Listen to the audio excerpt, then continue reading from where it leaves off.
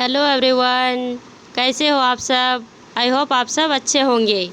हमारे चैनल लता शिक्षण संस्थान में आप सबका बहुत बहुत स्वागत है। आज मैं आप लोगों के बीच झारखंड जीके से रिलेटेड प्रैक्टिस सेट लेकर आई हूँ। अगर आप हमारे चैनल पहले से जुड़े हैं तो आपको पता होगा कि इससे पहले भी मैं कई प्रैक्टिस सेट करवा चुकी हूँ। और अगर आप नए हैं तो पिछले वीडियो को नहीं देखे हैं तो जा कर के आप हमारे चैनल में देख सकते हैं। सभी के अलग अलग प्लेलिस्ट बने हुए हैं। क्लास को स्टार्ट करने से पहले मैं बताना चाहूँगी और आप सबको ये पता भी होगा कि जेपीएससी की एग्ज़ाम जो 12 सितंबर को होने वाली थी वह 12 सितंबर को ना होकर 19 सितंबर को होगी, यानी कि 19 सितंबर को जेपीएससी की एग्ज़ाम होगी। तो अभी से ही आप लोगों को तैयारी कर देनी चाहिए, प्रैक्टिस करनी चाहिए ज़्यादा से ज़्यादा। जितना ज़्यादा प्रैक्टिस करेंगे उतना ही ज़्यादा आपको लाभ मिलेगी।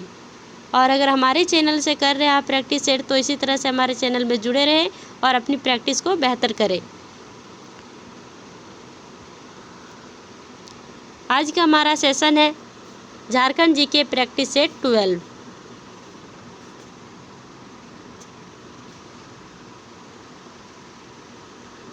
फर्स्ट क्वेश्चन है हमारा, मुंडा की शासन व्यवस्था में कई गांवों को मिलाकर एक संगठन बनता है जिसे किस नाम से जाना जाता है।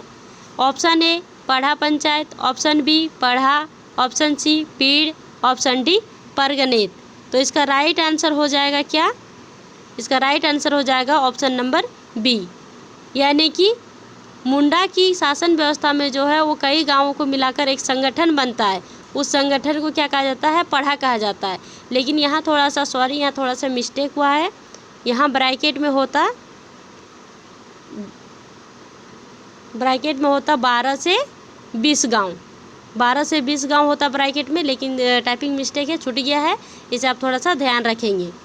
तो जब 12 से 20 गांवों को मिला करके जब संगठन बनता है तो उसे क्या कहते हैं? मुंडा शासन व्यवस्था में पढ़ा कहते हैं। लेकिन जब 9 से 12 गांवों की संगठन बनता है, 9 से 12 गांवों का, तब उसे कहा जाता है पढ़ा पंचायत कहा जाता है।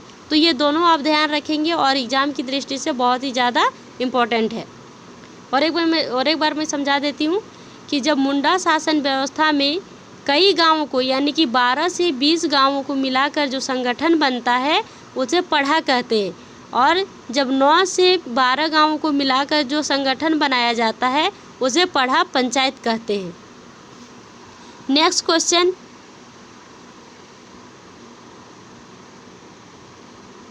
इसे थोड़ा इरेज कर देती हूँ।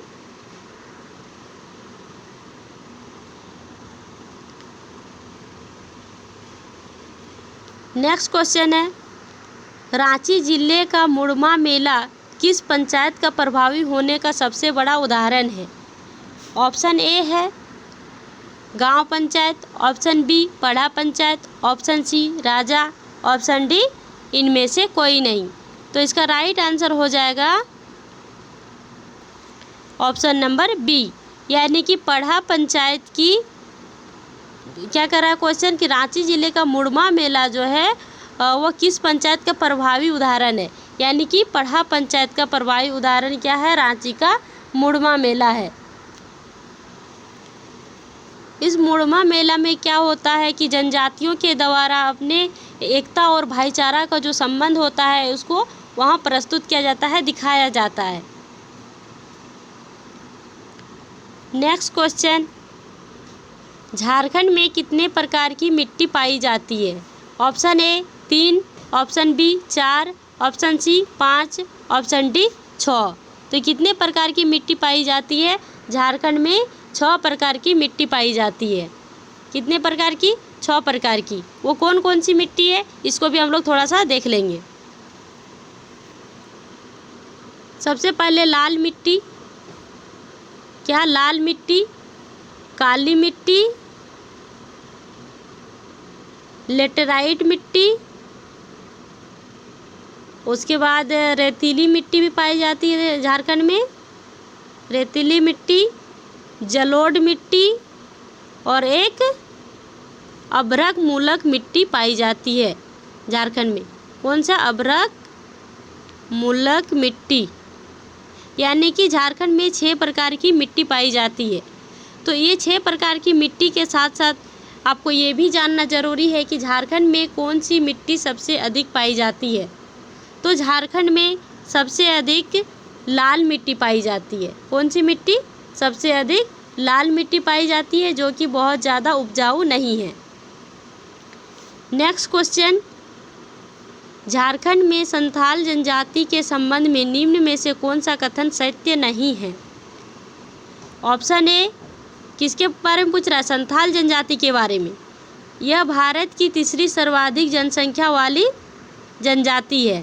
ऑप्शन बी, इनका जमाव संथाल परगना के क्षेत्र में सर्वाधिक है।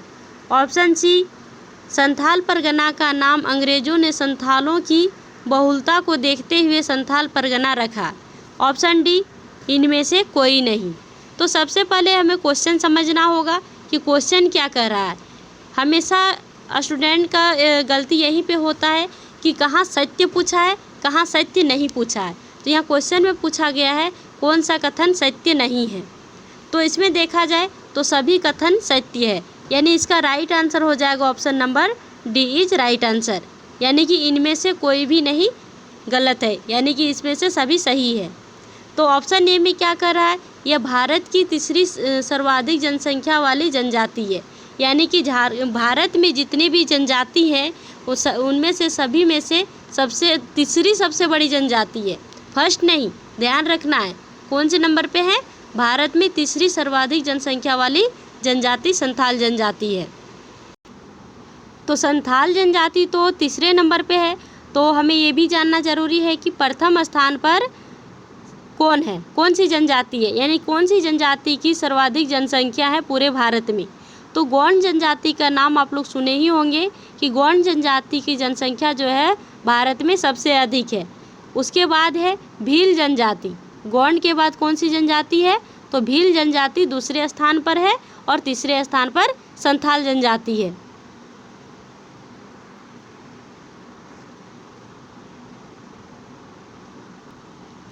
ऑप्शन बी है, इनका जमाव संथाल परगना क्षेत्र में सर्वाधिक है। ये भी सही है कि संथाल परगना के क्षेत्र में ही संथाल जनजाति का जमाव सबसे अधिक है, यानी कि संथाल जनजाति के लोग सबसे ज़्यादा निवास संथाल परगना के क्षेत्र में करते हैं। ऑप्शन सी है, संथाल परगना का नाम किसने रखा? संथाल परगना का नाम अंग्रेज़ों ने रखा है। क्यों रखा? क्योंकि उस क्षेत्र में सबसे अधिक संथाल जनजाति के लोग निवास करते थे। तो ये भी क्वेश्चन बनता है यहाँ कि संथाल परगना का पुराना नाम क्या था? जब अंग्रेज़ों ने नाम रखा संथाल परगना, तो इससे पहले तो संथाल परगना को किसी और नाम से जाना जाता होगा। तो उस समय संथाल परगना को पहले नरीखंड कहा जाता था। क्या कहा जाता था? नरीखंड। तो ये भी आप ध्यान रखेंगे, और कई बार एग्जाम्स में ये क्वेश्चन भी पूछा जा चुका है कि संथाल परगना का पुराना नाम क्या है। नेक्स्ट क्वेश्चन, निम्न कथनों पर विचार कीजिए। ऑप्शन ए है, सुसुम पानी गर्म जलकुंड मोर नदी के तट पर स्थित है। ऑप्शन बी, सूरजकुंड हजारीबाग में स्थित भारत का सर्वाधिक गर्म जलकुंड है। ऑप्शन सी, हरहद हजारीबाग में स्थित है। और ऑप्शन डी है, हुटार गर्म जलकुंड पलामू जिले में स्थित है। तो इसमें ये तो हो गया, इसका स्टेटमेंट हो गया। अब इसमें क्वेश्चन क्या पूछ रहा है? क्वेश्चन है इसका, निम्न कथनों में गलत कथन की पहचान कीजिए। इसमें भी क्या पूछ रहा है? गलत कथन की पहचान करना है। ऑप्शन ए केवल ए, ऑप्शन बी ए और बी, यहाँ बी होगा ऑप्शन। ऑप्शन बी में ए एंड बी दोनों। ऑप्शन सी में ए बी सी, यहाँ सी होगा। ऑप्शन डी में है इनमें से सभी। तो इसका राइट आंसर क्या हो जाएगा?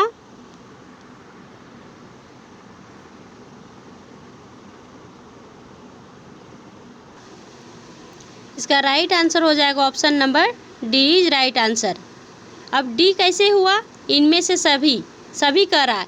यहाँ क्वेश्चन क्या कर रहा है कि गलत कथन की पहचान करना। इनमें से सभी सही होगा, ठीक, सभी सही होगा।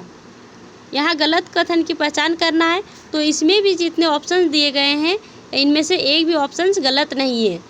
फर्स्ट ऑप्शन क्या है? सुसुम पानी गर्म जलकुंड मोर नदी के तट पर स्थित है। यह बिल्कुल ही सही है कि सुसुम पानी गर्म जल कुंड जो है वह मोर नदी के तट पर स्थित है। ऑप्शन बी में है सूरज कुंड हजारीबाग में स्थित है। झारखंड के हजारीबाग डिस्ट्रिक्ट में सूरज कुंड गर्म जल कुंड स्थित है और यह भारत का सबसे अधिक गर्म जल कुंड है। ऑप्शन सी है हरहद गर्म जल कुंड जो है वह हजारीबाग में स्थित है। और ऑप्शन डी है हुटार गर्म जल कुंड जो है यह कहाँ स्थित है, तो झारखंड के पलामू प्रमंडल के पलामू डिस्ट्रिक्ट में स्थित है। तो ये भी आप ध्यान रखेंगे, ये सब भी एक एक पॉइंट एक एक ऑप्शंस बहुत ही ज़्यादा इम्पॉर्टेंट है। तो इसका राइट आंसर क्या हो जाएगा, option number D. Next question, Simon commission को रांची आने पर किस संस्था ने अपना ज्ञापन सौंपा था। Option A Christian student organisation, option B Chota Nagpur उन्नति समाज, ऑप्शन सी किसान सभा, ऑप्शन डी छोटा नागपुर कैथोलिक सभा। तो इसका राइट आंसर हो जाएगा option number B is right answer, यानी कि छोटा नागपुर उन्नति समाज ने साइमन कमीशन को रांची आने पर अपना ज्ञापन सौंपा था। नेक्स्ट क्वेश्चन, भोक्ता विद्रोह का आरंभ 1771 ईस्वी में किसके नेतृत्व में हुआ था।